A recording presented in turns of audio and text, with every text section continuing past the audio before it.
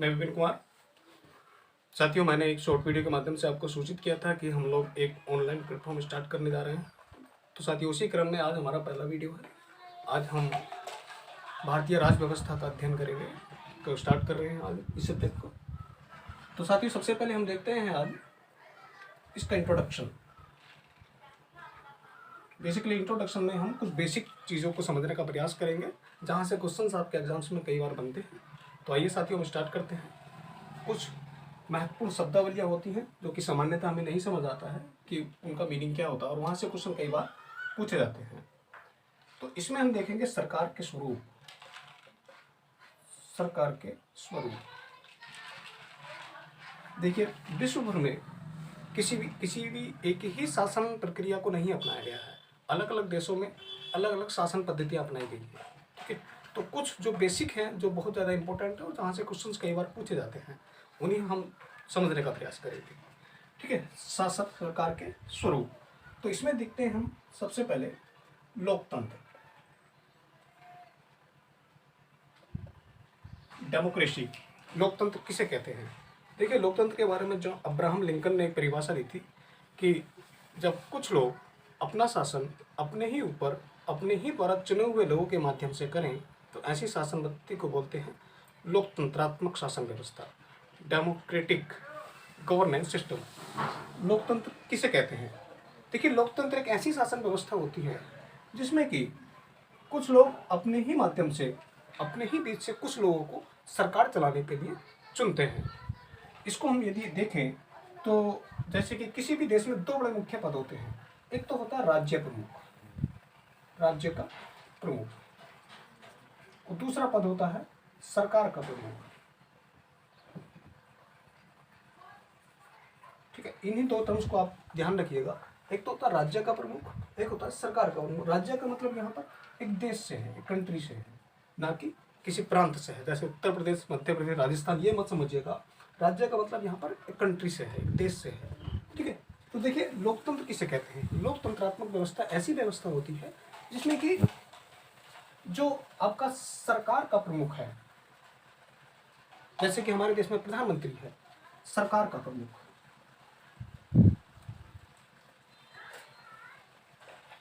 जब सरकार का प्रमुख का पद एक निर्वाचन प्रक्रिया के द्वारा भरा जाए, अर्थात जो सरकार चलाने वाला व्यक्ति है वह जनता के ही द्वारा चुना जाए, तो ऐसी व्यवस्था को बोलते हैं लोकतंत्रात्मक व्यवस्था।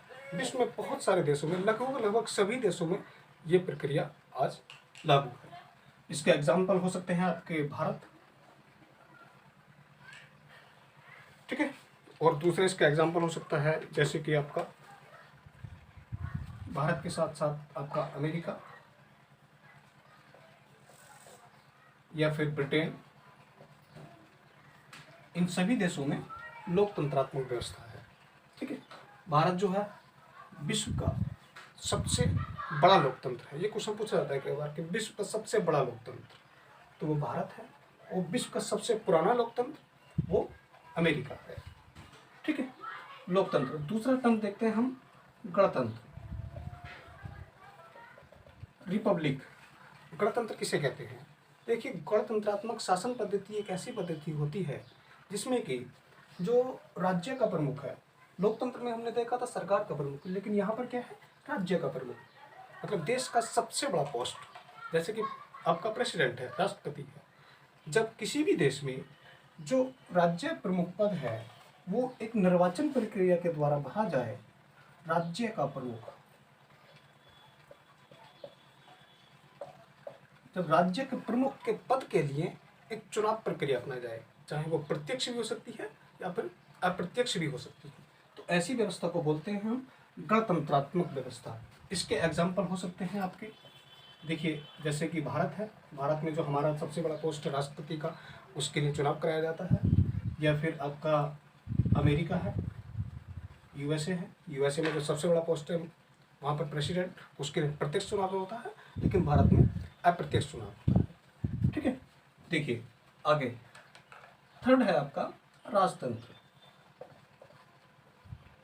राजतंत्र एक ऐसी व्यवस्था होती है शासन की जिसमें कि जो राज्य का प्रमुख का पद है तो राज्य का प्रमुख का हेड ऑफ स्टेट जिसको बोलेंगे हम, जब हेड ऑफ स्टेट का पद एक वंशवादी प्रक्रिया को फॉलो करे, अर्थात उसके लिए किसी चुनाव प्रक्रिया को ना अपनाया जाए, बल्कि कुछ ही एक कहना चाहिए कि उसके लिए एक वंशवादी प्रक्रिया, एक ही वंश के कुछ लोग उस पर हमेशा आगे अपॉइंट होते रहे। जैसे कि ब्रिटेन है, ब्रिटेन में क्या है कि एक शाही परिवार है वहाँ पर, और उसी शाही परिवार के लोग उस पद पर आते रहते हैं।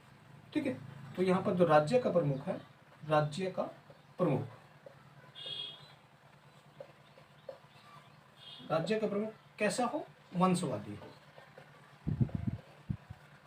ठीक है, इसका एग्जाम्पल ब्रिटेन भी हो सकता है आपका, और इसमें ऑस्ट्रेलिया भी हो सकता है। ऑस्ट्रेलिया और ब्रिटेन, देखिए ये चीज मैं बता दूं यहाँ पर, ऑस्ट्रेलिया और ब्रिटेन का दोनों का ही हेड ऑफ स्टेट जो है वो एक ही होता है।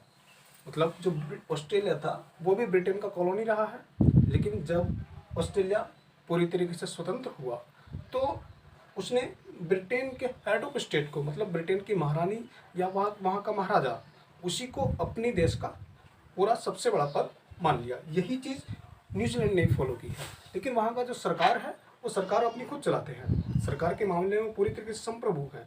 हालांकि ये सिंबॉलिक पद है बस, उसके लिए ब्रिटेन का बहुत ज़्यादा हस्तक्षेप इसमें नहीं होता है। ठीक है, अब यहाँ पर हम देखें जो ब्रिटेन है, ब्रिटेन की विशेषता है, ब्रिटेन में लोकतंत्र तो है, ब्रिटेन में जो सरकार है वो प्रधानमंत्री चलाता है, और प्रधानमंत्री के पद के लिए वहाँ पर चुनाव कराया जाता है, लेकिन वहाँ पर गणतंत्र नहीं है, वहाँ पर राजतंत्र है। तो ब्रिटेन कैसा देश है, राजतंत्रात्मक लोकतंत्र है। ठीक है, लेकिन भारत जो है वो लोकतंत्र और गणतंत्र, उसमें दोनों विशेषताएं पाई जाती है। ठीक है, इसी प्रकार से एक अन्य स्वरूप है धर्मतंत्र, धर्मतंत्र जिसको बोलते हैं आपके थियोक्रेसी। धर्मतंत्र का मतलब ये होता है कि एक ऐसी शासन पद्धति जिसमें कि किसी एक धार्मिक विचारधारा के अनुसार शासन चलाया जाए। जैसे कि इसका एग्जाम्पल हो सकता है आपका सऊदी अरब। सऊदी अरब में क्या है कि सऊदी अरब में इस्लामिक लॉ, वहाँ का जो इस्लामिक धर्म के अनुसार, उसी के नियम कानूनों के अनुसार वहाँ पर शासन चलाया जाता है। तो वहाँ पर लोकतंत्र नहीं है। ठीक है, वहाँ पर क्या है, सऊदी अरब में धर्मतंत्र है, थियोक्रेसी है। ठीक है, उसी प्रकार एक टर्म्स आती है आपकी साम्यवाद, कम्युनिज्म। साम्यवाद में क्या होता है, साम्यवाद में एक ऐसी व्यवस्था होती है जिसमें कि जितने भी संसाधन होते हैं देश के पास, जितने भी पूरे रिसोर्सेज हैं देश के अंदर, उन सभी पर राज्य का अधिकार होता है, और राज्य अपने ही अकॉर्डिंग पूरे देश के उसके जो नागरिक होते हैं उनमें उनको डिस्ट्रीब्यूट करता है। तो एक शासन ऐसी पद्धति, सरकार की एक ऐसी पद्धति, सरकार की एक ऐसी प्रक्रिया जिसमें कि सभी संसाधनों पर राज्य का अधिकार हो, और राज्य अपने अकॉर्डिंग उनको राज्य हित में इस्तेमाल करे, जनता के हित में इस्तेमाल कर, साम्यवाद। इसका एग्जाम्पल है बहुत अच्छा चीन, चीन है, क्यूबा है, क्यूबा में भी ऐसी ही शासन पद्धति को अपनाया जाता है जहाँ पर जितने भी संसाधन हैं उन पर सीधे सीधे राज्य का अधिकार है। तो दोस्तों ये कुछ बेसिक टर्म्स हैं, लोकतंत्र, गणतंत्र, राजतंत्र, धर्मतंत्र, साम्यवाद। इन सब चीज़ों को एक बार हम देख लेते हैं, फिर से 1 मिनट के लिए रिवाइज कर लेते हैं। लोकतंत्र, आप चाहें तो उसको डेफिनेशन लिख लीजिएगा। लोकतंत्र एक ऐसी शासन पद्धति जिसमें कि सरकार के प्रमुख का पद जनता के द्वारा चुना जाता हो, अर्थात उसके लिए चुनाव कराया जाता हो। एग्जाम्पल इसके हो सकते हैं भारत, ब्रिटेन, अमेरिका। ठीक है, गणतंत्र, राज्य का प्रमुख, जहाँ पर राज्य का जो सबसे बड़ा पोस्ट है वो जनता के द्वारा चुना जाए, वो वंशवादी प्रक्रिया के द्वारा या किसी और अन्य प्रक्रिया को फॉलो ना करे, सिर्फ उसके लिए चुनाव करवाया जाए। ऐसा कहाँ पर होता है, भारत में होता है, राष्ट्रपति का जो सबसे बड़ा उसके लिए चुनाव होता है। या फिर यूएसए है, वहाँ पर जो सबसे बड़ा पद है देश का वो प्रेसिडेंट है, उसके लिए वहाँ पर डायरेक्ट इलेक्शन होता है। ठीक है, उसके बाद है राजतंत्र। राजतंत्र की क्या विशेषता है, ये गणतंत्र के अपोजिट है। मतलब गणतंत्र में राज्य के प्रमुख के लिए इलेक्शन हो रहा था, लेकिन राजतंत्र में राज्य के प्रमुख का पद जो होता है वो वंशानुगत होता है। ठीक है, उसको बोलते हैं राजतंत्र या राजशाही तंत्र। ठीक है, इसका एग्जाम्पल ब्रिटेन हो सकता है और ऑस्ट्रेलिया हो सकता है। धर्मतंत्र में एक ऐसी व्यवस्था होती है शासन की जिसमें कि किसी धार्मिक विचारधारा के अनुसार शासन चला जाता है। जैसे कि सऊदी अरब में जो है इस्लामिक लॉ वहाँ पर फॉलो किया जाता है। ठीक है। साम्यवाद एक कम्युनिज्म जिसको बोलते हैं। साम्यवाद का आजकल देख रहे हैं कि काफ़ी बोलबाला चल रहा है विश्व भर में। साम्यवाद एक ऐसी शासन पद्धति होती है जिसमें कि सभी संसाधनों पर राज्य का सीधे सीधे अधिकार होता है और राज्य उनको देश हित में या फिर राष्ट्र हित में इस्तेमाल करते हैं। तो धन्यवाद दोस्तों, ये एक छोटा सा वीडियो आपके लिए इंट्रोडक्शन के रूप में। आगे हम एक स्टेप बाय स्टेप और छोटे छोटे वीडियो के माध्यम से सब्जेक्ट को कवर करने का प्रयास करेंगे। ठीक है दोस्तों, मिलते हैं अगली वीडियो में। धन्यवाद।